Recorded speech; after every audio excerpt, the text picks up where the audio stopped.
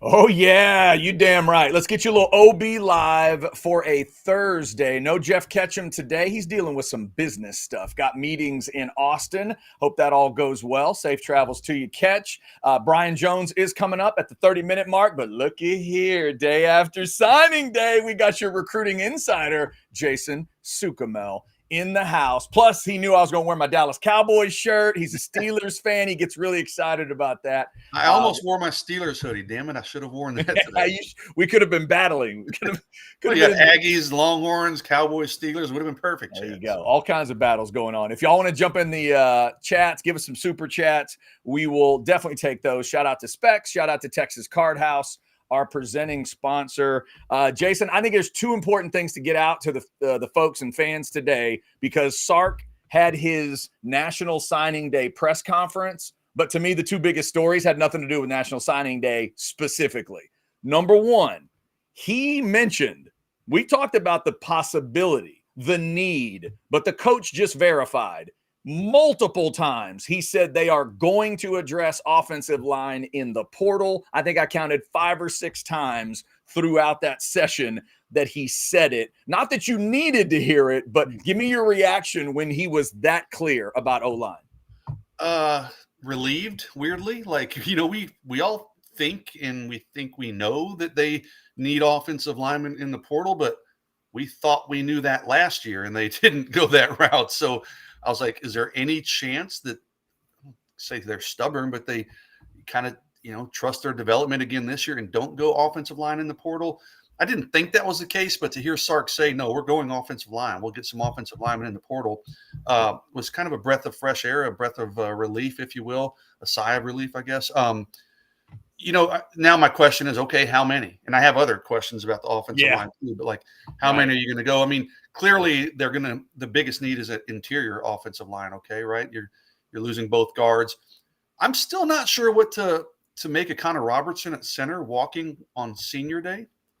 Sark addressed that yesterday, and he said, basically, hey, you want to give those guys the farewell if that is the end for them. So I don't know, I don't know how to read that. Because he's got one more if he needs it. He does. If he wants it, right? Yeah, and like he was a starter at the end of the year, played well, kind of solidified that line. Like, to me, with him walking, that makes me think he's leaving. And is he just giving up football and going to start his professional career in another? I don't know what's going on. We're still digging around on that. But to hear Sark say that they are going to go offensive line, I mean, we all knew it, but we didn't know it, right? To hear your head coach say it's 100% going to happen was certainly my ears perked up, and it was good to hear. Yeah. And then the other thing I would tell Texas fans is start looking at the timeline of things. If that is true, then we know that the portal, everybody thinks of the portal coming January 2nd, which is true. Mm-hmm. But also, let's not forget about these other specific portals. If I'm doing my math right, Jason, LSU, Florida, Arkansas, Kentucky, and maybe Ole Miss will all have their 15-day window starting this weekend, like Saturday-ish, somewhere in that range, depending on what they officially count as we've announced our new head coach. And Ole Miss might be a technicality because Pete Golding is the interim, but I've also seen him described as, no, this is our permanent move. Like Ole Miss, I don't believe, right? And it's not a search. No, he is, yeah. So I think that would be the case. So I'd start looking for those type of guys. And Jason, a quick offensive line story I saw right now as of today on the On3 Rivals transfer portal list. The highest offensive lineman I could see is already off the board technically. His name is Noah McKinney. He was at Oklahoma State. He's already in and out of the portal. Why? Because his coach got fired. They fire Mike Gundy. He gets in the portal, and you know who noticed? A conference foe noticed, TCU. He's already decided to go to TCU out of the portal. So there are other offensive linemen that may need to be looked at. The second most highly rated guy, I'm not lying here, is from Monmouth, which I just love. So who knows? Maybe it not going to pretend I know anything about that dude. Exactly, right? Shalik Hubbard, 6'4", 325, and his transfer grade, according to Rivals On3, is a little over 90, which is a good score for them. It's those type of things that Texas is going to need to start paying attention to. But Jason, specifically, rosters like LSU, Florida, Arkansas, Kentucky, heck, Penn State. Now, Penn State's is going to hold up a little because they still don't have a coach. But all these things are coming down the pipe. And now Sark is telling us he's going to pay attention on the offensive line side of things. So there's a lot to watch the next month or so. You didn't hear who Penn State's going to hire? I did not. I heard BYU said no. Who else? Who are they going after? No, Ben Roethlisberger last night was like, "Hey," or this week said they need to get rid of Mike Tomlin. He goes, "He'd be perfect at Penn State." Oh, I did hear. I thought of you. I heard that one because I know you are one of those Steeler fans that might not cry. I've been on that train for 5 years. Like, I think it's time for a change. Well, back to the portal stuff. If you're Texas, to me, Chad, you can't sit around and just wait for guys to jump in the portal because there's no guarantee that they're going to. Let's say Texas needs, 3 guys in the portal. I could argue they could take 4 or 5 even, but let's say they take 3. There's no guarantee that they're going to be 3 difference makers in the, true difference makers in the portal. And obviously there's no guarantee that they're all going to go to Texas. So if you're Texas, you got to do what, hey, let's just call it what it is. Everybody does it. I mean, you kind of tamper, right? You put some feelers out to agents and, mamas and papas and uncles or whoever. Hey, if Joe Blow's interested in entering the portal, I know you got a new coach there.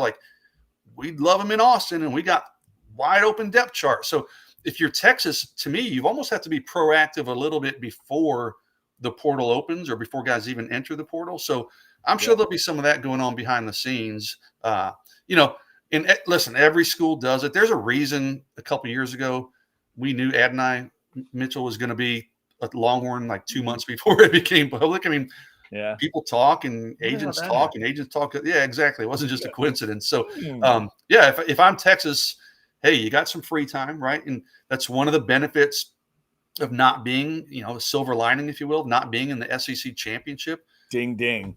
Yeah, you can start working on that stuff a little earlier. You can evaluate your roster a little earlier. So, I just think behind the scenes, I think Texas needs to, and I'm sure they will be kind of pulling some strings and maybe be aggressive behind the scenes.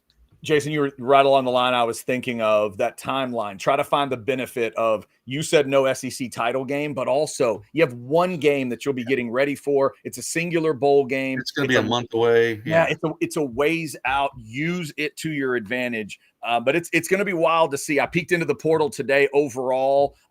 If Texas needs a receiver, Nick Marsh, best receiver at Michigan State, is in the portal. What does it mean? I don't know. Running back, Mich. He's very productive, big productive receiver at Michigan State. Yeah, right. 6'3" receiver, 59 catches, 11 yards on the average, 6 touchdowns, and that's at Michigan State in 2025, whatever that means. Mekhi Frazier, their best running back, is also in the portal. If Texas is looking for that, he is from McKinney. By the way, the receivers Sark did mention they'll probably take a running. They'll look for a running back. So. He did mention if I'm a Texas fan, Jason, I would have liked him to have been a little more demonstrative on that one. He definitely said O-line. He mentioned running back kind of 3rd or 4th down the line. I'm not saying there's worry there, but we all know the whole thing about how much he believes in CJ Baxter and how much he believed in this particular running back room this year, and it backfired on him. If you're a Texas fan, you're hoping that he's not doubling down again on that room. I don't care what he does at O-line, to just double down again and try with the same group. I don't feel nearly as strongly about the running back group as I do. First off, what's going to happen with Trey Wisner? I mean, he could come back. He still has another year. Christian Clark's going to be more healthy than he was this year. He's another year removed from that Achilles injury. You've got Derek Cooper coming in, who you just say broke the bank in the NIL, but you're giving him a huge NIL offering for a reason. I mean, that they're bringing that dude in. I saw, we did our signing day awards, and a couple people he's going to be a day one starter. I'm like, I don't know about that. They might bring him along pretty slowly, but I promise they're bringing Derek Cooper in to be an immediate contributor game one. And does that mean he starts? Probably not in my eyes. He probably, especially if Trey Wisner's back, but he'll be a contributor. And by the end of the year, Derek Cooper may be your true freshman. He may be a starter for you. So I get it. You want some proven experience, but I'm not as down on that running back room if Trey Wisner comes back, which I think he will. I'm not as down on that running back room as maybe some people are based on what we saw this year.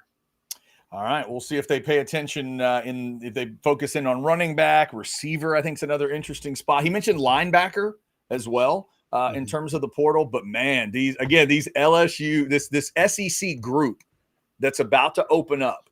That's where I really, if you got a GM and GM staff that can go digging, like you said, Jason, maybe it's some pre-calls and reach out and see what interest is there. But my goodness, even if it's just LSU in Florida, I'd take. And there's always going to be interest, right? Yeah. I mean, if you're Texas and you reach out to somebody and you've got some NIL money to throw around, there's going to be interest. I mean, Texas will get some dudes. So. Yeah, I would think so. By the way, I saw that chat. There's a chat question earlier in the recruiting world. Don't worry. I'm going to get Jason's thoughts on recruiting as well. We got one more thing we need to hit before that. We'll also thank some of our great partners, including, how about a toast to that 2026 class? Even though they can't drink it, we can. How about the Deep Eddy Vodka Tasting Room, Wednesdays through Sundays? Get on out there. Indoor and outdoor seating, depending on the weather. And remember to bring those mason jars and or martini glasses back for your discounted refill. That cold brew martini was awesome. And that was before they had the espresso. They may still have some of it left. Go on out and ask them if they can make you a cocktail with the Deep Eddy espresso vodka. And if they tell you they're out,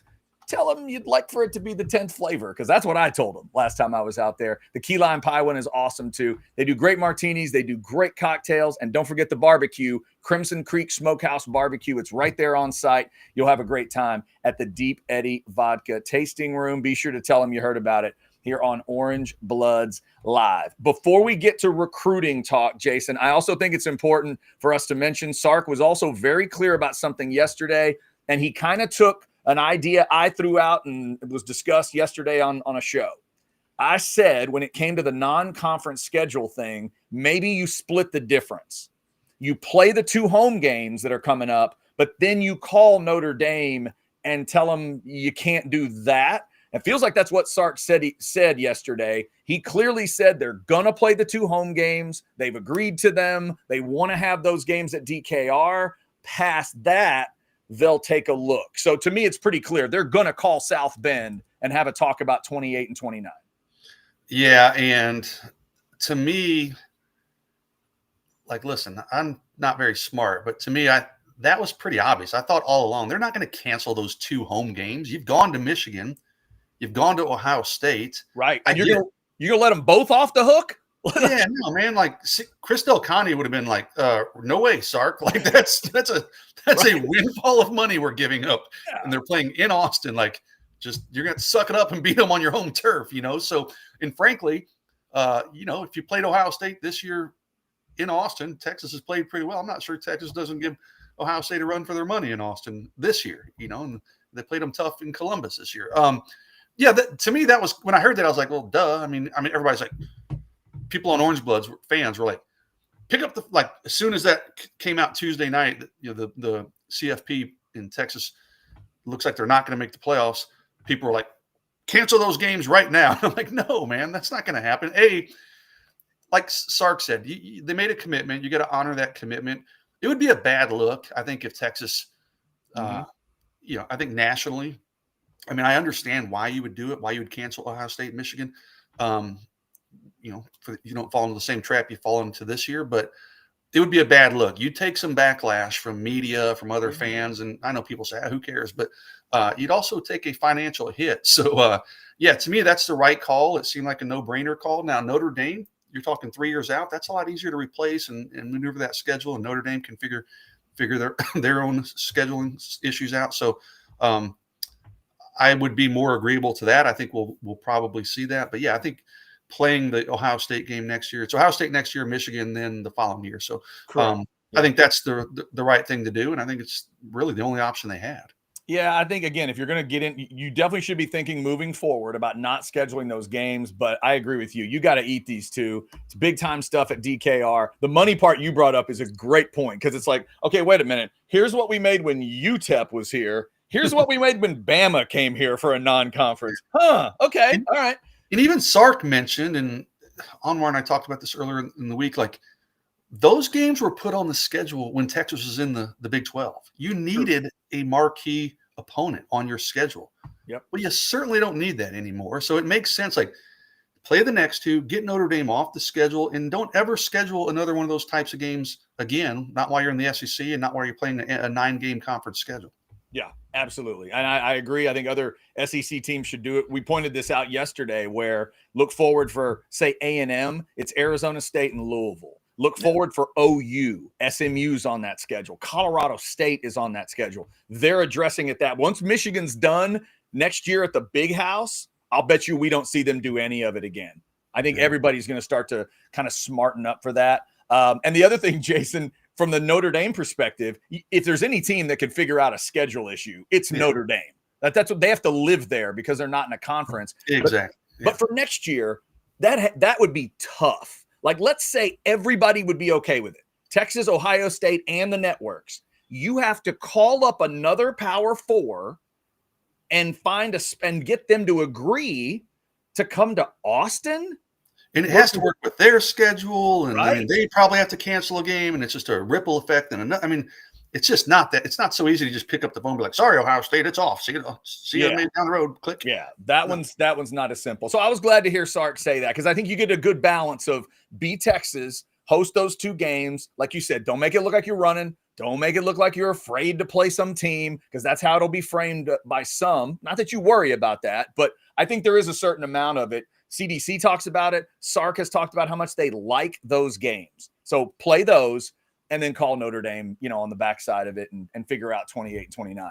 I thought that was a huge part of it yesterday. So that's the non-recruiting. They should cancel it. Don't care about the money. That's like, dude, that's not real world. That's not real life. I mean, it's like saying, hey, I've got to drive to Omaha tomorrow and, I can't go, but hey, you're going to lose $20,000. Okay, I'll figure out a way to get to Omaha tomorrow. I mean, it's just, this is, I get it. Texas has not unlimited money, but Texas has a lot of money, but that's just not the world. That's not real world living. I mean, Texas is not going to cancel those games and take the financial hit. And people say, oh, who cares about the optics? Well, that's not why you would keep it because of the optics, but it is a factor you have to consider. Yeah, no doubt. And it is just from the football fan part of it. It's going to be cool. And if I was an old school Texas, season ticket holder, I'd be happy. I would. Yeah. You get to see Ohio State play your team. You get to see Michigan play your team. That's pretty damn cool, man. And that way your team doesn't have to call 2 of the biggest blue bloods out there and say, we'd rather not play you. It doesn't feel right, man. It doesn't feel right. You need to play the games. All right. We'll get to some recruiting stuff. I wish my Steelers play the Ravens this weekend. Can they just cancel that game? No, Jason, because I love that game more than y'all do because I don't have a dog in the fight. And I'm not going to love it this year, I don't think. I love watching those 2 dogs fight every single time when they get together, man. I love that game. All right, we'll get to some recruiting stuff coming up. If you want to throw into the Specs chat any recruiting questions you've got for Jason, we'll start with one about a possible receiver for Texas that did not sign yesterday. We'll get into some of that coming up. Specs brings you the Specs chat. Be sure to get stocked up. There's a lot of drinks that are about to flow by. In the wintry land of Specksville, 'neath the big Texas sky, spirits are lifted and glasses raised high. With whiskeys and wines and champagnes that pop, Specs is the place where the fun doesn't stop. From cocktails that sparkle to snacks that amaze, Specs brings the merry to all festive days. For thousands of ways to spread holiday cheer, come visit Specksville. The fun starts here. I love that it was somebody's job to sit in a meeting and say, okay, all right, follow me. What if the Tito's bottle and the Crown bottle do snow angels? Yeah, exactly. Somebody's job was to figure that out. I was into the Tito's and Crown when they came up with that idea. So. Dude, I love you just got to love Specs. You got to love it. You can't beat them on those spots. All right, Jason, we'll get into some recruiting stuff, and I was going to kind of start this way anyway, and then ATX Horns helps us out. So let's start with guys that didn't sign yesterday, but, Texas certainly wouldn't shy away from some interest, but is there interest is the question. Let's start with Chris Henry Jr. Yes, we're old enough that it is that Chris Henry's kid, and he is a badass receiver. Everybody hopes, like his dad was. Rest in peace. So give us the story here about where he was supposed to sign but didn't, and is Texas a part of this in any way? Very much so. He's a wide receiver out of Modern Day High School out in California. Power program out there. The number one receiver in the country. You said he's a badass. And he was supposed to sign with Ohio State. He's been committed there since July, I think, of 2023. So, wow, 2.5 years almost, right? Yeah. And people are acting like Texas just came out of nowhere in this, and they kind of did, but Texas has stayed in touch with him, Chad, for the last 2 years. So it's not like Texas has never been in touch with Chris Henry, never been in touch with his people. But yesterday he was all set to sign probably with Ohio State. Oregon's been working to get a flip there, and there was a chance he was maybe going to flip to Oregon. Well, you have at Ohio State, Brian Hartline, of course, leaves to go to South Florida yesterday, right? And the timing of some of this stuff, I mean, it just was like, whoa, everybody took a big step back. So Chris Henry then said, hey, I'm going to kind of take a step back and reevaluate this stuff. Everybody thought, okay, he's probably going to flip to Oregon. Well, guess what? Texas came calling and said, hey, we're going to make you a substantial NIL offer. And it's enough that Chris Henry, I think Texas is very much in the mix. I'm not going to sit here and pretend I have a read on what he's going to do. Some people still think Oregon's the team to beat.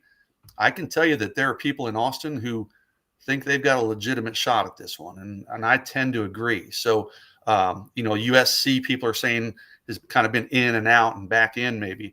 Ohio State's still in play there. But, yeah, Texas is in the game here. Now, he hasn't visited. He didn't take an official visit. I think he might have come in seriously like 2 years ago, maybe even longer, as like a group. Sometimes they bring these 7-on-7 teams where it's like a big group, and they may hit 2 or 3 colleges in one day. But he hasn't come in for like a one-on-one unofficial visit. He was never at a junior day. He didn't take an official visit. So if you're Texas, if you win this race, right, you can do virtual tours and then those kinds of things, virtual visits. It's a dead period right now, so he couldn't come visit. But he's also got a couple of former teammates from Modern Day on the Texas roster, so you can get them on the phone and be like, hey, dude, Austin's amazing. University of Texas is amazing, blah, blah, blah. But to answer the short story is Texas out? No, not as when we started this video, ATX, unless something changed in the last 20 minutes. But, yeah, Texas is very much still in the race for Chris Henry, and he is a program changer. Okay, Chad, he's that good of a receiver. I would imagine. Yeah, I mean, Texas got 2 5-stars last year, depending on whose rankings you're looking at. Jamie French, Khalil Lockett. Neither one did a whole lot this year, right? If we're being honest. Right. Chris Henry's the guy that walks in day one. He might be the best receiver on this team.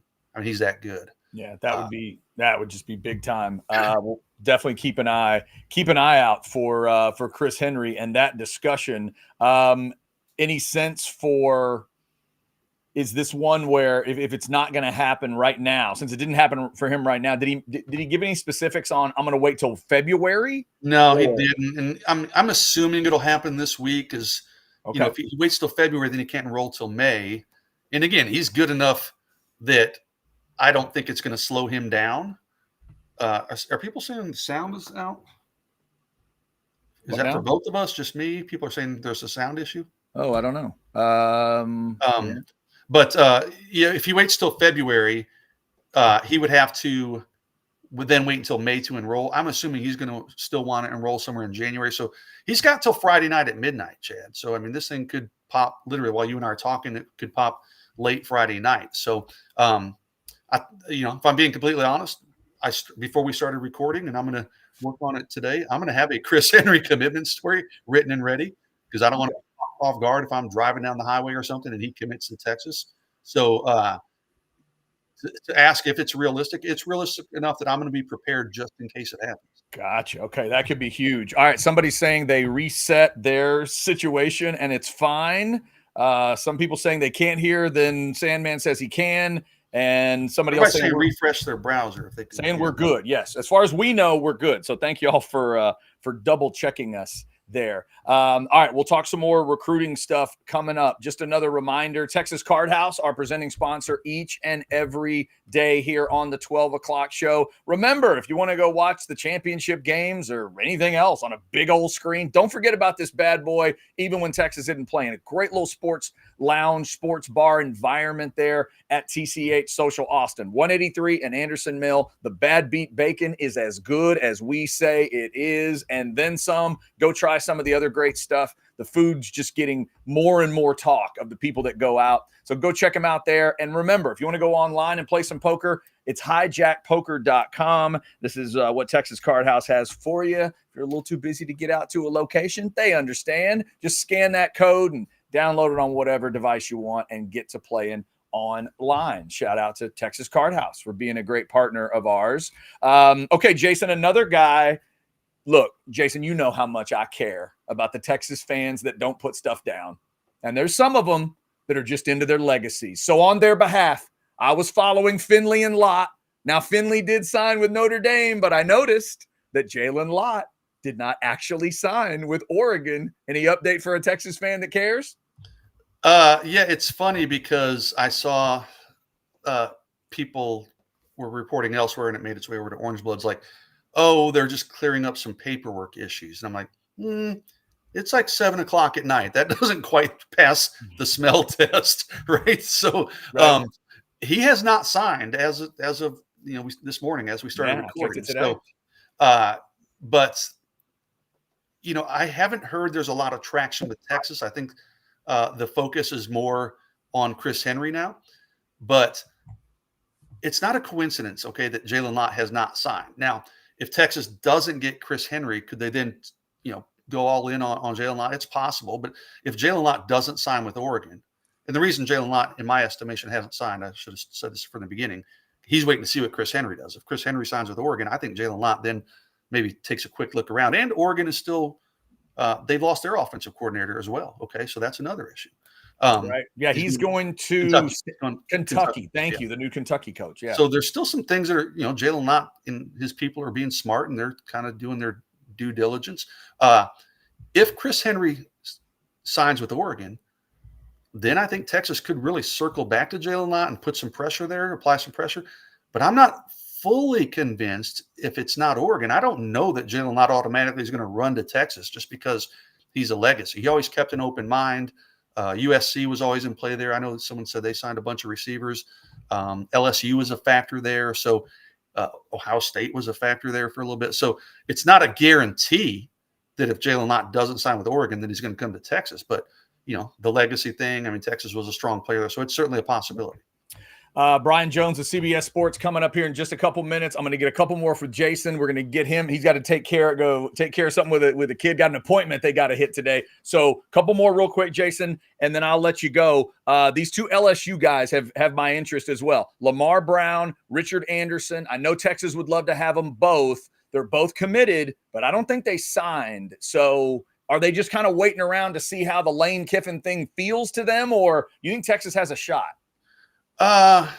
More A than B, probably. I think both those guys probably stay in state, but they have met with Lane Kiffin and some of his new staff, but they're still waiting to see how that staff fills out. Richard Anderson, he actually visited Texas a couple weeks ago, right? Mm-hmm. And he had a signing ceremony where he kind of mock signed with LSU, but apparently they haven't confirmed his letter of intent yet. So I don't know if he just didn't send it in yet, and he'd had a mock ceremony and everything where he was all pro LSU, but hasn't fully signed yet. Lamar Brown, who took a Texas official visit back in June. Texas was really high on his list, kind of shot up, out of nowhere for Lamar Brown. He's still waiting to see. I think he's probably going to sign this week, but there's been some talk he might even wait till February. I don't expect that again, because if you wait till February, then you don't get to enroll till the summer. Those guys miss a whole spring season. But yeah, those guys are both on the table. One other one, and I don't think this is going to affect Texas very much. Trenton Henderson is another LSU commitment out of Florida that Texas was involved with. It came down to Florida, LSU, and Texas. He hasn't signed yet either as of this morning. So it's kind of an interesting year. We're normally, the signing window is always Wednesday through Friday, but by Wednesday at 5 p.m., we're like, okay, we're done for the week. Well, no, not this week. So, this week might drag all the way out till Friday afternoon even. All right, Jason, I got one more question for you. But before that, anything else on the signing class yesterday? Anything else you wanted to mention before you get out of here? No, great class. I think someone asked about the rankings. It was number 10 on one that I saw, number 8 on another. ESPN had it quite a bit higher. So really good class. If they could land one of these other guys, it'd give them a big boost.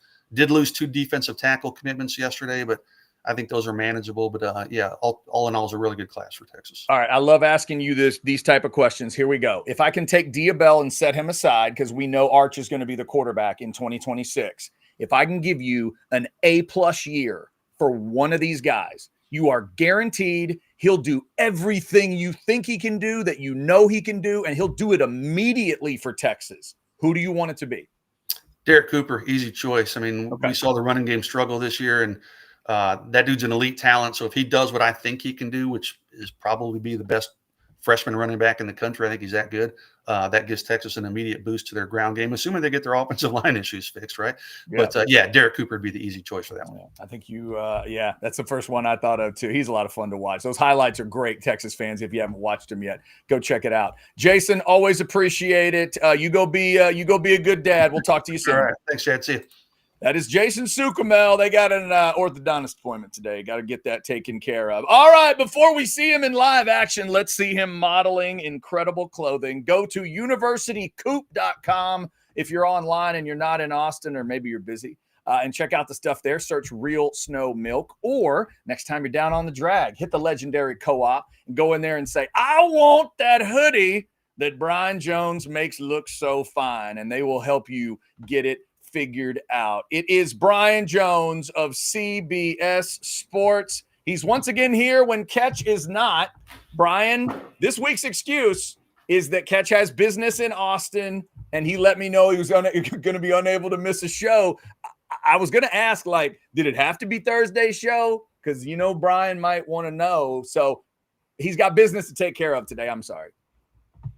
In Austin? Doesn't he live in Austin? He does not. He lives in the Woodlands. I didn't know that. Yeah, he's in the Woodlands. They moved to the Woodlands to be closer to family. Oh, my daughter and her husband live in the Woodlands. He could have still done the show from the car. He could have. I feel bad that you're now left talking to me, but I feel worse.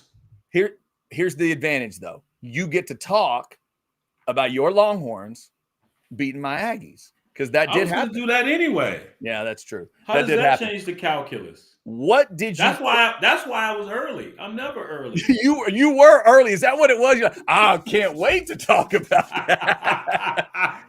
I told you they don't hit hard. I told you they can't take a punch. They came out smoking, and Texas wasn't joking. They were picking and a poking, pouring water on that smoking. This might shock and amaze you. Texas, something. I got to figure out a rhyme for that last part. Go back to Ali. I like that. Yes, right, let me then start that way, Brian. I've heard some people say that what happened in this game is what always happens in November to the Aggies, that they just did that Aggie thing. Is that how you saw it? Is that how you saw 27-17? No, I told you last week Texas would win this ball game. They would find a way. I thought A&M would amass more sacks. Cassius Howell was quiet as a whisper. Kudos to that old offensive line. I don't know what the hell they told him at halftime, but to be able to come out and run wild as they did, Wisner, that old line, I mean, that was terrific. Where the hell has that been on a consistent basis? We saw it versus OU, but it's been hit or miss for most part. So whatever they did, they need to bottle that. I thought Marcel Reed would make a few more plays with his arm. I know he tweaked his ankle and all that. But he made some plays with his arm. They just went to us. So we appreciate it. But I didn't expect and he's had a few of those this season from time to time that'll spray on him, and he had two at the worst time. Yes, he did. And you know, our secondary, I didn't expect them to play as well as they did, but it helps when you can put pressure. And there was constant pressure applied to Marcel Reed. My people up in New York were just going nuts about the atmosphere. And I can't wait to watch the game copy. Haven't had an opportunity yet. And just seeing the people who have gone to, you know, one of my buddies has gone to 50s plus, David Oliveira, and he posted, you know, that scene was nuts. And I heard other people say it rivals what we did versus Houston back in 1990 and how crazy it was and the storming of the field. And of course, there are more fans now, but that scene seemed sick from afar. And we're still on the air as the game, they're in pregame, and we got, cameras because we've got the broadcast feeds from every game in the world. And I see the Aggie players meandering through our warm-up in the end zones, and I'm going nuts. You don't let them walk through your warm-ups, and I wasn't saying it that kindly. And the people, they were looking at me like he was crazy. It's like, yeah, this is hate. If we're going to say it's hate week, we're going to say it's rivalry week, you got to mean it. And we mean it when it comes to those guys. We mean it when it comes to Oklahoma. We mean it when it comes to Arkansas. And what, it could have been any team. You still don't allow them to walk through, your end zone while you're warming up back there. So I was pissed from the jump, and the game hadn't even kicked because of that. But it was everything I needed to see. But that being said, I can't co-sign all of this pleading and campaigning and begging to get into CFP and also threatening to duck competition in the future. No, go win those games. Don't lose to an unranked team, and you're where you want to be. But we made this bed. We have to lie in it. It was a good season, not great by Texas standards. Winning 9 games. You want to at least be double digits, of course. But you still go to a great bowl, and we'll see you next year, Ohio State. But I don't like all this threatening to do away with tough schedules. Hell no. That's how you get the kids in here. They want to play in those meaningful games. Yeah. Brian, yesterday, in case you missed it, Sark did mention it feels like they're gonna split the difference. He says they're gonna play the 2 home games with Ohio State and Michigan, and then they're gonna take a look at it after that. Feels like they're gonna call South Bend and maybe get rid of that Notre Dame home and home in 28 and 29. You would tell them not to do that. Hell no. I want to play Notre Dame. Win the damn game. Ohio State won it. See where they sit. Indiana won going to Oregon. You see where they sit. Right. Now moving forward, Brian, would you tell them to keep scheduling those games? Because I would tell SEC teams moving forward, based on what the conference is about to give them, I would tell them to stay away from Michigan, Notre Dame, Ohio State, Oregon. If you don't have to, like you may have to deal with them later, don't choose them in the non-conference. That would be my advice moving forward. But I would play games you already scheduled. Ohio State won the damn game. You know how to rectify this position you're in? Win that damn game. Mm-hmm. Yeah. They're not sitting there threatening to duck teams because they win. And they're not afraid of competition. And I understand the SEC is considered the most competitive, most violent conference. And it's a hell of an arduous task to win that conference. Ole Miss just went 11-1. You could have gone 11-1. You could have gone 10-2. They're not crying about their lot. And I know they didn't play. I don't think they played anyone in non-conference. So of note, other than Tulane, I believe. They did play Tulane. You're right, who's good in their world. Yeah, you're right. Right. But they didn't play another P4 opponent early on. So maybe we go that route. Maybe that's why LSU, Ole Miss is sitting there at 11-1, but they did go to Norman and won. They lost in Georgia in the fourth quarter there. So that's a common opponent. You just got to win those games, man. I want to keep those games. That's you and I. You and I are the old man football fans that want those games because they're cool. They're freaking amazing, dude. Just win them, Brian. I love this. Is I'm technically a third-party observer when it comes to Texas, but it's been my life covering this team. I love watching y'all's helmet against one of those helmets. It's that simple to me. When I was a kid, that's what got me into football. That helmet against that helmet. And when y'all get together, the fact that y'all have only been together with that Michigan helmet twice, ever. The other day they said OU and LSU have only played like 5 times. And I'm like, wait, what are we talking about? So those moments when you guys are getting together with Ohio State and Michigan, like I'm getting chills thinking about it. You and Notre Dame, I don't know if there's any more like y'all want to have a blue blood fight. Let's have a blue blood fight. I don't think there's a bigger one out there than you guys against God's team. Like that is just, it doesn't get bigger than that. I love it when y'all play them.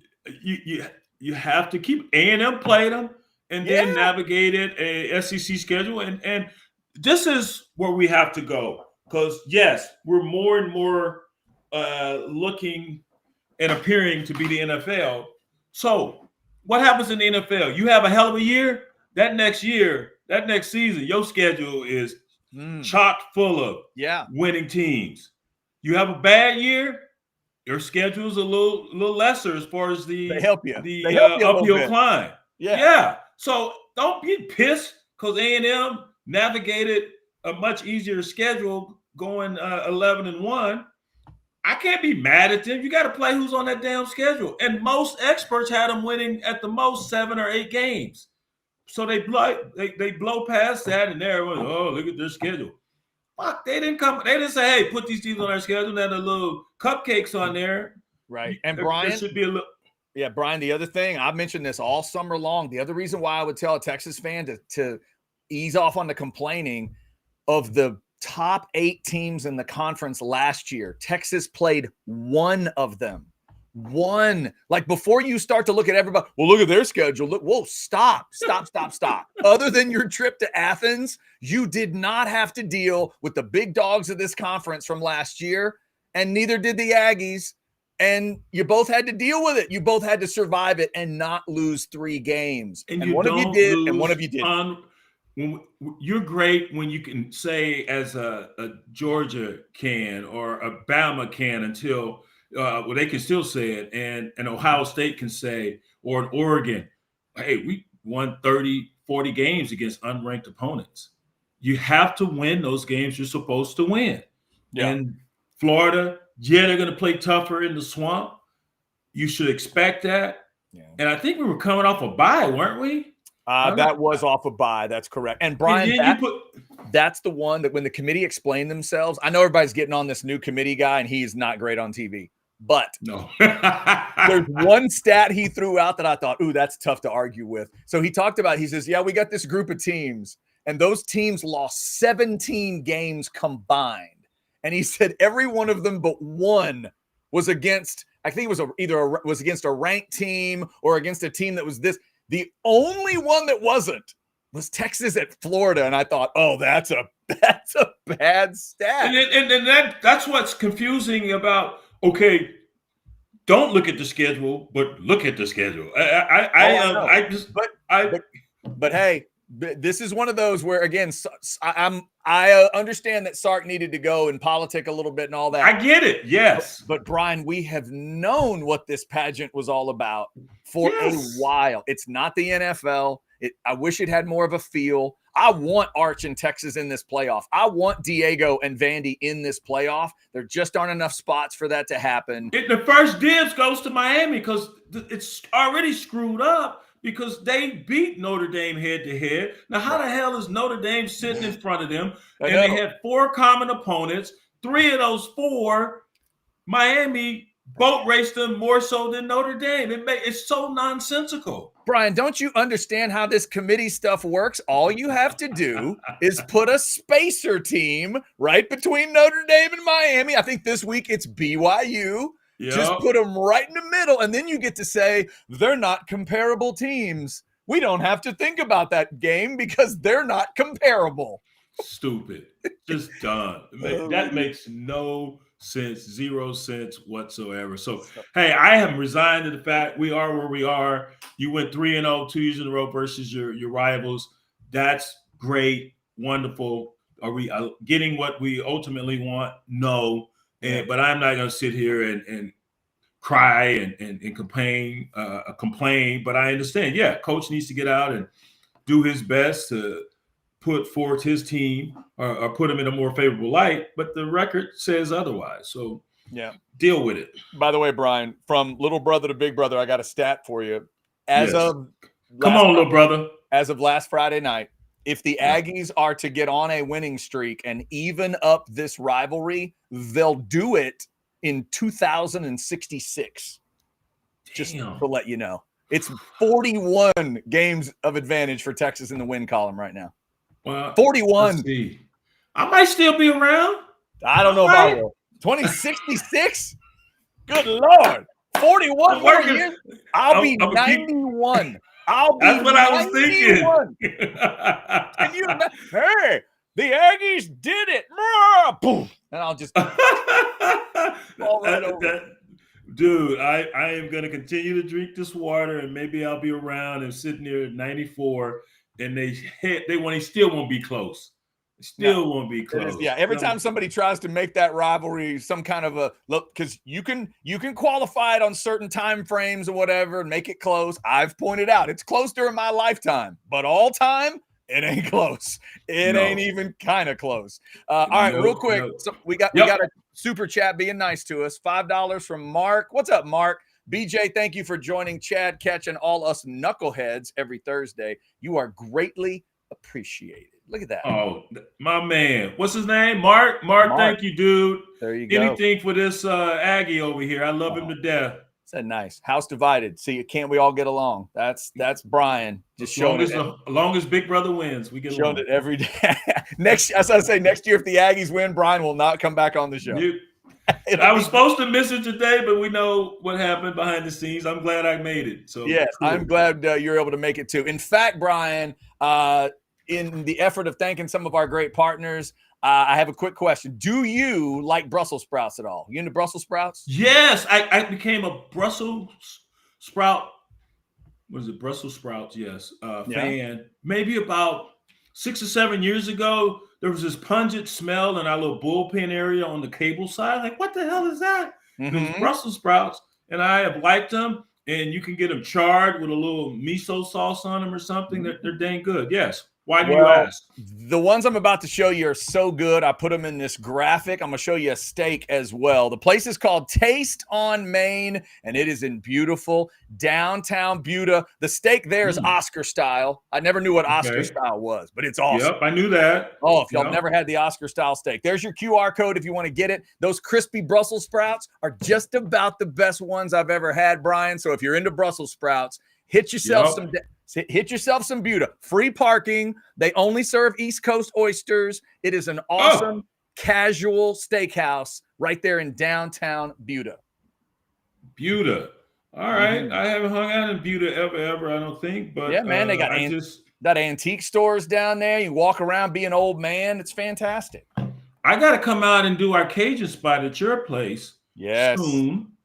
But yeah, man, that looks delicious. I like Oscar. I used to always get the Oscar at Eddie B's. Yeah, I never knew about the Oscar until I went there and like, oh, okay. I even looked it up. It goes to some King Oscar back in the day. King? What was he king of? Which country? I can't remember which country it was. I want to say maybe it was a Scandinavian country or whatever. But just that, the history of it was like this particular king decided, you know what? Throw some crab meat on top of that steak, and it just stuck. And they called it Oscar. Yeah, they called it Oscar style after that. All right, Brian. So I'm going to double check, make sure nobody sent you a super chat. All right. No, don't have that. Nobody sent me a super chat, you bastards. They did earlier. It was very nice of them. Mark not included, but the rest of y'all out there, damn it. So let me give you the thought experiment that's been rolling around in my head this week, because I want you to try to figure out what this committee will do in this case. If BYU beats Texas Tech, they're going to need another spot for a Big 12 team, obviously, because Tech will still be in. Teams get in. Yes. Right, because Tech will still be in. And if Alabama beats Georgia, just for the sake of, I don't know that Alabama would get kicked out with a loss, but let's give them a win to get through this. If that happens, who do you think gets kicked out? Because there's an extra spot that BYU has to take, and I'm trying to figure out, is it Notre Dame that gets kicked out? Is it OU that gets kicked out? I don't think OU gets kicked out. It has to be Notre Dame. So you're saying if that scenario, there's no room for Miami. That's there's correct. No room for Notre Dame, because you got to have that puts in it's either ACC champ or like another G5. If the ACC champ is Duke, they are not getting in with 5 losses. That is true. Then you'll get 2 G5s. Then you might get 2 G5s in. You could get North Texas and JMU. Yeah. But I don't think JMU gets in. You don't? I think Miami would take that spot. You think Miami would take, even if JMU wins? Well, G5 has to get in, so I have to go back. You're right. They would be. Well, North Texas would be in, but JMU's not getting in. But even if they win the Sun Belt, they're a conference champ, right? But you're saying they wouldn't be. North Texas would get in. That would qualify for the G5 spot, right? The G6 spot. Yes. Yes. If North Texas wins, that's the team I think has the best path because they're playing a ranked team in Tulane. Well, if they win, they're in. So that satisfies the G5 spot. That's the G5, correct. Okay. So if you have an ACC team there with 5 losses, they're not getting in. Miami's getting in. But you still have an ACC participant, just not your ACC champion. Right. But wait a minute.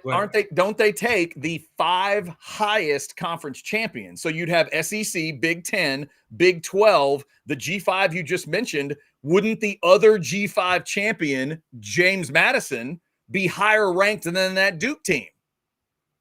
Wouldn't they? And they would have to get in. Where's Duke right now? They're not ranked. No, God, no. I wouldn't even know where to look. It's too far down. Here's why they won't. No, because look what they did to Florida State. They hosed them, and I could see them doing that to JMU and Duke. You think they would do that at the expense of Miami, who they've been leaving out of the discussion? Yes. Really? I think they would. You think at that point the branding of Miami would take over? Boom. And would get him in. See, I don't know if they have that option, Brian, because Caso Serrano. You got the 4 power. You got the 4 P4s. No, they have to take 5 champs, though. I think they do. They don't have to. They didn't. Florida State was a champ. Brian, that wasn't a 12-team playoff. That was the 4-team. That was a 4-team playoff that didn't require conference champions. Why do you keep bringing up facts? This is, you got to have the 4 Power 4 champs in and a G5, unless one of those is so bad that they're not the top. Because they stated it as the top 5 conference champions, which we all assume is Power 4s and 1 G5. But what if, to your point, what if Duke wins the ACC and you're like, well, they're not one of the highest ranked, and JMU will say, no, they are not. We are. We're getting in this thing. Because then then you'll have one of those teams at 12, one of those teams. So they would have to kick Notre Dame out. Right. See, I think you're I think you're right. Go ahead. I think you're right. And they just have to set kick up to Notre Dame. You cannot leave Notre Dame in this deal. And I know they've got the biggest brand on the planet, but you cannot leave it in this deal and without accounting for them losing to Miami. Yeah, but that is just not cool. But see, here's the brilliance of it, Brian. Here's what's about to happen. My prediction on that is if BYU wins and Bama wins, all they're going to do, because they just set up Notre Dame to get kicked out by putting them at 10. And by the way, the fact that they fell for the Iron Bowl was hilarious to me.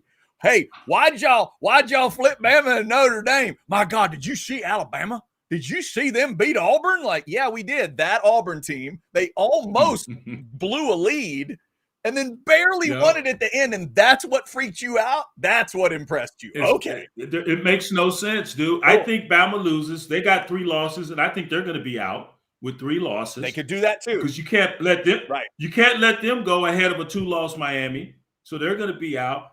But BYU, I don't believe they win. So you get 1 Big 12 team. Okay, real quick, go back. And then maybe Vandy gets in over Go back to the SEC title game a second. Do you think Georgia has to beat Bama by an amount for that to happen? Mm-hmm. What if it's a war, Brian? What if they win a war by like 3?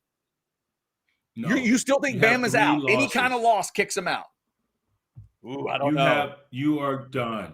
You are done. Miami gets in. Maybe a Vandy gets in, depending on what other carnage. You're going to punish Alabama for playing in the SEC title game? Yes, we punish them for playing in the SEC title game, as there's some teams which they had the opportunity to play in the SEC title game to have one more data point, right? True. It can be of a benefit and it can be a disadvantage. Okay. That's how the cookie crumbles. Hell yeah, I'm going to punish them. I hope. Just like I'm going to punish Duke if they end up winning it. with 5 losses. A, I hope you're right. B, I love that you just made an argument where you had Bama and Duke in the same sentence.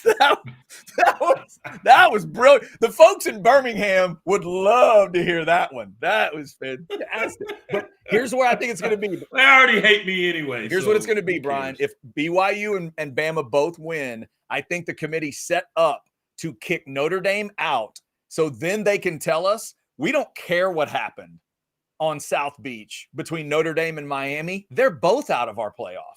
Why would we care? What? That's the only way they could justify right. it. Yeah. That's what they're going to end up doing. And the only other team, because the only other team I think that would be on shaky ground in that scenario might be OU. Maybe. But that they do not have a championship offense. No. Not even close. But what they look LSU gave that game away. You get a damn pick on the first play, and then you give it right back to them on your first play into the end zone. No offense whatsoever for OU. I mean, then you leave a busted coverage in the guy Satania, I believe, 70-some yards. How about He's that? free as a bird. How about that coverage? Yeah, let him buy, Sheriff. I know him. I mean, so their offense is putrid. They have a championship defense, and their defense is sitting over there and say, "Hey, man, why don't y'all just punt? Let's get back on the field. Right. Just punt. Don't even use your full allotment of plays. Just punt." That is weird. And right now, I think the matchup would be them hosting Notre Dame or if it was 8-9, no, because Notre Dame got moved. It'd be Bama, wouldn't it? It'd be OU hosts Bama. That'd be a wild one in Norman. Oh, rematch. Yeah. A little rematch in Norman. Rematch. I think is what it would be. Man, that would be. Where are we watching the games this weekend? What's that? Where are we watching the games? Well, somebody actually, hang on. Somebody sent us here we go. Money B sent a super chat, said, is Brian going to TCH this weekend? Brian, besides the portal, what is one piece of advice you would give Sark heading into the offseason? Okay, hang on the second part. So are you looking for a place to watch the game? Because, I mean, TCH Social, a pretty good spot. Unless one of these Fraulines invites me over to their house to kick back and watch. I tell you what, you keep me updated on the Fraulein factor, and then we'll talk. So the second part, Brian, besides the portal, advice you would give Sark heading into the offseason? Get some O-line and D-line. I know we missed out on a few. North Carolina beat us for a guy. Damn. And I know we got some good pieces coming back, some young bucks that they redshirted, but yeah, you got to find you one or two in that in the portal for that O-line, and whatever they did in that second half versus A&M, which is a damn good defense. Bottle that and go find you some more of those guys, because and it's interesting. And Sark said this when he first took over. He wasn't enamored with how the roster was constructed, and you have to build inside out. You got to build in the trenches. You got to get you a quarterback and then worry about the damn trenches. Because at the very least, while you may not have a dynamic wide receiver out here or two, you want to be able to run the ball. You have to be able to run the ball, especially when you need to close out games. So build inside out, and I hopefully that'll be where the majority of the concentration is. I saw where Brandon Harris tweeted or teased something about a surprise coming. Did that land yesterday? Because I didn't see a follow-up. I don't know if that one has come to roost yet. I'm not sure if that one has finished off yet. I like that. Ain't come to roost. Keeping an eye out for that. Ain't laid a egg. Yeah. Ain't laid a egg yet. I'm with you though on the inside of that offensive line, Brian. It is crazy to think that at Texas they had the rotation at left guard, just trying to find somebody, and the only reason they found somebody is because their center got hurt. That's it. Yeah. Their center got hurt. They realized their backup center was all right, and they thought, well, when that center gets healthy again, let's try him at left guard. And it worked. But all that had to happen. It's amazing what you stumble upon in the dark sometimes, right? It is. It's like, oh, wow. I do that shit all the time on my phone. I was like, I didn't know it could do that. Right. Exactly. Oh, there's an end table there. I never knew that. That's really convenient. Sometimes you stumble upon some good stuff. That is kind of where it should be. All right, Brian, here's another one for you. I kind of like this. Mark's trying to find a spot for Texas. Same scenario. What if Bama and BYU get curb stomped? Okay, Texas Tech. We're not getting in. Texas Tech whips BYU. They're out. Bama gets whipped and they're out. Now we're down to there is a spot available. but you're going to tell me it belongs to Miami? It's Miami. Miami's getting it. Okay. Miami would get it unless they then kick out Notre Dame and there's an extra spot. And then Vandy would get it with 2 losses, even though we beat them head to head. It comes down to record. And I understand our entertainment value should be higher than Vandy's, but that damn Pavia, he's going to win the Heisman in my estimation. They are entertaining. Electric. Yeah. Yeah, he's electric. And then the comeback he mounted here, down by whatever 20-some points, and it ends up a 3-point game.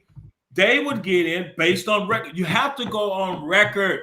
Yeah. That was what was weird to me, Brian, that when Sark says, well, if it's going to be just about record, I'm going to really have to reconsider this non-conference. I'm like, Coach, when has it not been about record? It's always about record. That's what was confounding to me as well. When was it ever? It was always about record. Yeah, I don't. And yes, I know we did some stuff no one's done since LSU. Who gives a fudge? But what else did that LSU You team still do? lost. Right? What was that full undefeated? What did that full LSU season look like? The thing I keep coming back to, Brian, and Mark, thank you for that super chat, is thanks, Mark. I agreed with Sark that maybe one day we could see a 9-3 in this particular playoff, but it had to look a specific way. It had to be so specific. And what it had to be was lose to Ohio State like you did, lose to Georgia by 10, then lose to A&M or Vandy or OU, take your pick, by like 4 in a fight, in a total fight. But you know what the rest of those 9 need to look like, Brian? It needs to look like every game Notre Dame plays. Yes. It needs to be a stomping. Every metric that exists. Who stomped Kentucky these last 2 weeks? Auburn stomped them. Who stomped them before? Florida Auburn? did, didn't they? Florida killed them. Florida killed them. And yet here we are losing to Florida, struggling with Kentucky, and leaning on, SEC championship struggled with them last year. Who gives a fudge what they did? Right. What did you do? And the same with Mississippi State. Yeah, and that team that beat them 13-12 didn't need the fine margins because they didn't lose 3. That's the whole point. If you lose 3, your 9 has to be awesome. And it's not. And that, Brian, they're getting 2 lost. They're banging their head against one tree, and they're missing the forest. And the forest has a sign at the edge of it, and it says, "Don't come in here if you lose 3." That's it. I've given up. My head is just it's no. I can't take. I don't have enough bandwidth to go through all those scenarios of how we get in. We're not getting in. Yeah. We made the bed once again. We have to lie in it. Let's do better next year. Let's not duck competition because we're supposed to be Texas. Yes, you're going to 9 conference games in the SEC. Win those fucking games, and we won't be sitting here in this situation anymore. Ohio State's playing 9 conference games, and they did exactly what you suggest. You got to boat race teams. Indiana goes to Oregon, does the same. They go to Kinnick Stadium, tough place to play. That was their toughest ball game of the season, and they find a way to win. So we have to continue to build and be a stronger football team, and we won't be in this predicament. Yeah. Right now, Texas and Bama each will play. Bama's got an Ohio State home and home. They got a Notre Dame home and home coming up, and we know what Texas has coming up. And Brian Jones says, don't pick up that phone, CDC. Don't do it. Hell no. Don't pick up that phone. We want to see that, baby. Let's just make our football team electric, make that home game electric, and we'll be just fine. Yeah, that's it. That is Brian Jones, ladies and gentlemen. Let me show you this graphic one more time because my man's got stuff on. Search Real Snow Milk at universitycoop.com or just head on down to the drag and grab yourself some of this gear. Brian, I've not asked, but can they get those cool glasses at the drag too, or they got to go somewhere else for those? No. I forget where I got those bad boys. Okay, those are nice. I found them. Yeah, thank you. Appreciate it. Beautiful. I like those. No, they're only mine. All right, I gotta go. All right, that's Brian Jones. Love you. Love you too, man. Have a great week. Can we talk a little Army Navy next week? Yes, let's do that. I will be heading to Baltimore for Army Navy next week, next Thursday. I have to see. I think it's maybe a later flight. I'll let you know. Okay. One way or the other, we'll fit it in. Cool, man. Tell Ketch he sucks. I'll hit you up next week. I will tell Ketch that he sucks and that you missed him so much. Tell Grossberger I missed him. Yes. I'll let him know. Give him a hook 'em. Hook 'em, by God. We whipped them at. I ain't gonna say it. Should I say it, Chad? I ain't gonna say it. I ain't said it all week. Should I say it? Go ahead. Poor Aggies. There it is.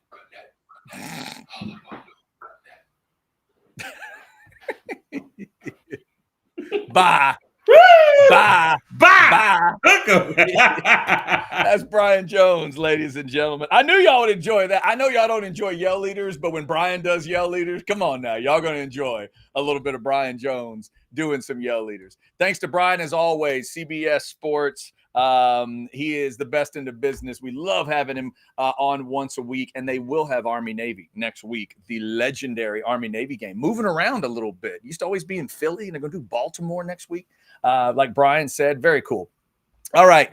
Before I get out of here, let me give one more bit of thanks to one of our great partners, and they are AV Consultations. Man, there's a lot of stuff going on in the streaming world, in the TV world. I just set a music documentary on Jeff Buckley to record. My daughter's into Taylor Swift, and she's going to come to town in a week or so, and we're going to be watching her new documentary, and there's a concert, movie coming out. You want to make sure all that stuff's on nice big screens. I just caught up with Landman. That's a stream show on Paramount Plus all the football that's coming up this weekend and the playoffs and all that kind of good stuff. Make sure it's all on a great screen. And if you don't have a big enough screen, let AV Consultations get it for you. Let them buy the TV. Let them handle every detail, every cord, every switch, every speaker, every bit of furniture, that cool, movie style furniture you've been thinking about. This is the place that can make all that stuff come true. 255-8678 or go to avconsultations.com. You'll start to see some of the projects that they do. If you guys are out and about for your game watching this weekend and you hit a Pluckers or you hit a Cover 3 in the Austin area, that is AV Consultations is the one that decks those places out. So if you want the TV in your mirror, in your bathroom, just like in Pluckers, they can do it. They can do it. Heck, they could do, if you got a bar, you want to do a man cave bar, you want to put TVs all the way around it like a Pluckers, they'll hook it up for you. They'll get you set up. 255-8678 or avconsultations.com. Tell them you heard about it here on OB Live. All right, before I exit, before I hit the button, let me just see what else is in there. I don't see super chats other than the nice one for Brian. Let me see what this is. Oh, look at this Hope. Look at this. Hope it. Wait, where'd it go? Where'd it go? No, I like this idea from Greg. Sankey will get Texas into the playoff. Prayer hands for Greg Sankey. I wish there was a spot, but I don't think it's going to be. And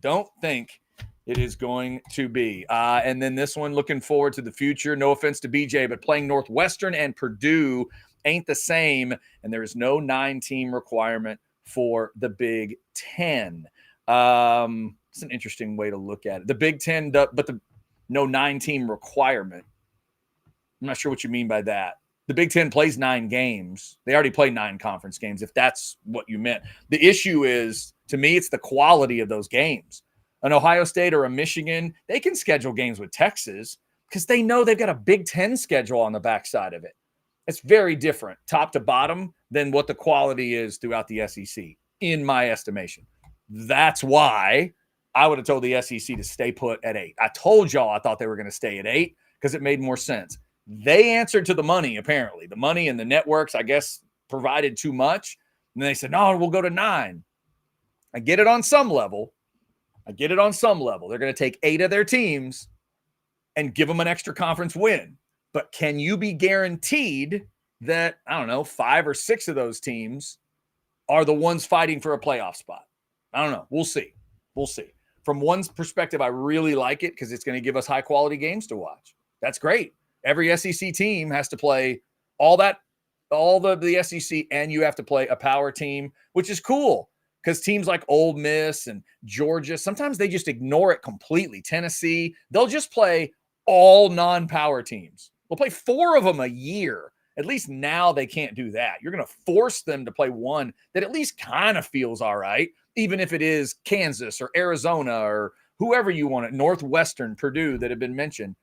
At least you've got those games. So again, just to wrap it up today, Sark says Michigan and Ohio State, those games are going to stick. So if you're a home, season ticket holder, you love to go to home games, you get that. You get the scene of Ohio State at Texas, and you get the scene of Michigan at Texas. But you also know for 26 and 27, if you lose those games, you got one left.